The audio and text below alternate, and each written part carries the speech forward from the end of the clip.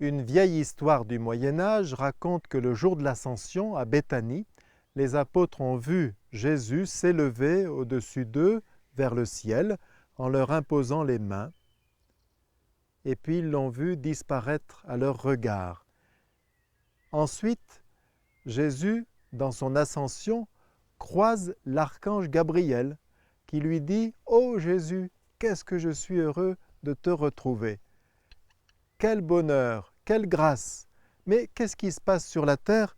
Je vois que tout est sombre, tout est noir, tout est dans l'obscurité à part quelques petites lumières. » Et Jésus lui dit « Oui, tu peux même compter ces lumières, il y en a 12.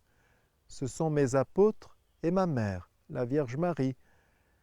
Mon plan, c'est de les laisser un moment pour qu'ils deviennent petit à petit prêts, puis je leur enverrai l'Esprit Saint d'auprès du Père, et alors ces petites lumières vont s'enflammer, et la lumière de l'Esprit Saint va se répandre sur toute la surface de la terre. » L'archange Gabriel l'écoute, intéressé, mais il nous connaît bien.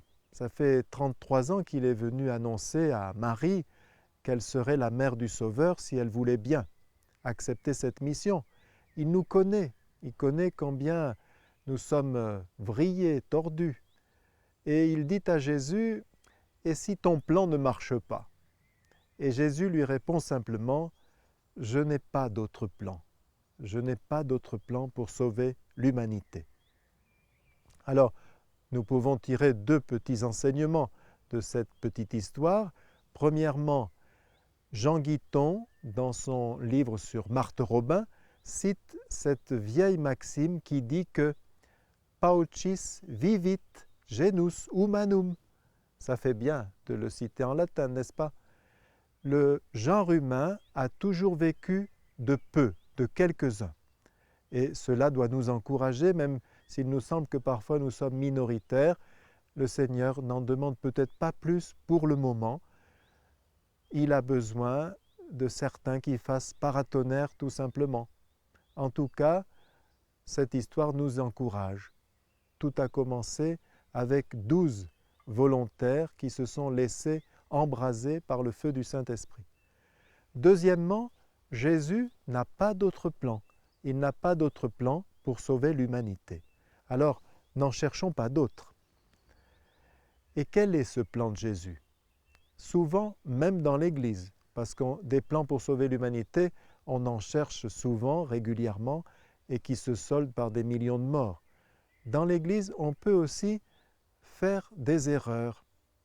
Un théologien, pour essayer de faire percevoir à ses étudiants, a imaginé cette petite histoire. 2 avril 2005, le pape Jean-Paul II meurt à Rome et il frappe à la porte du ciel. Celui qui l'identifie comme Saint Pierre lui ouvre et lui dit « C'est pourquoi ?» Déjà cette question l'étonne, mais il répond gentiment « Eh bien, je suis Jean-Paul II. » Jean-Paul II? Eh bien oui, je suis le pape. Le pape?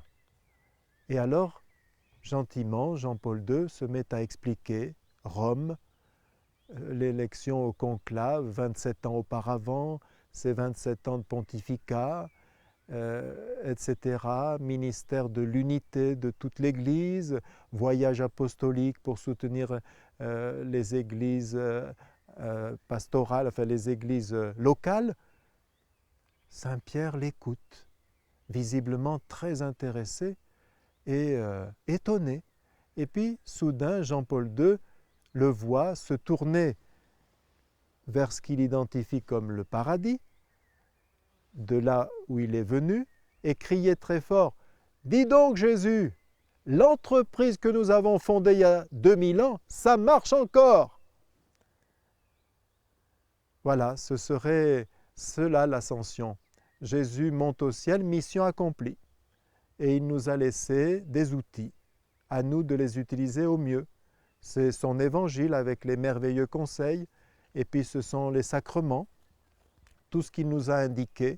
À nous maintenant de poursuivre le royaume des cieux qu'il est venu instaurer par sa naissance parmi nous, sa vie, sa mort et sa résurrection. Mais en fait, le chrétien, il sait que les outils, ce sont précisément les chrétiens.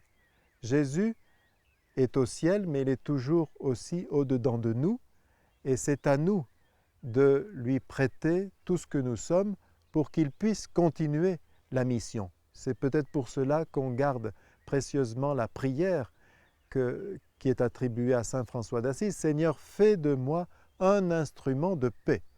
Mais on peut dire un instrument de lumière pour les autres, un instrument d'amour, un instrument de bonté, un instrument de vie, un instrument de consolation, de réconfort, suivant les cas.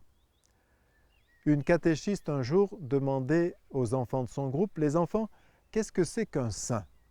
Et un enfant a répondu, « Un saint, c'est quelqu'un qui laisse passer la lumière. » Alors, on comprend bien d'où vient sa définition.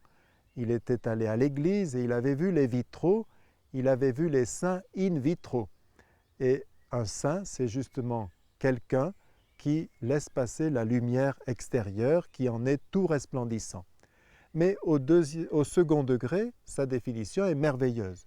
Un saint, c'est quelqu'un qui est chargé de transmettre la lumière, qui est transparent à la lumière de Dieu, qui réfléchit la lumière de Dieu.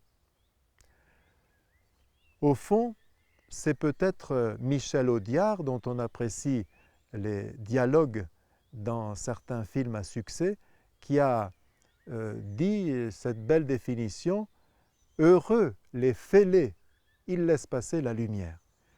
Le jour de l'Ascension, nous ne disons pas adieu à Jésus. C'est au contraire la fête vraiment de l'espérance. Celui qui est aux cieux est aussi avec nous. Il veut nous éclairer de l'intérieur, il veut passer à travers nous. Et grâce à lui, même nos fêlures, même nos blessures, même nos brèches peuvent laisser passer sa lumière.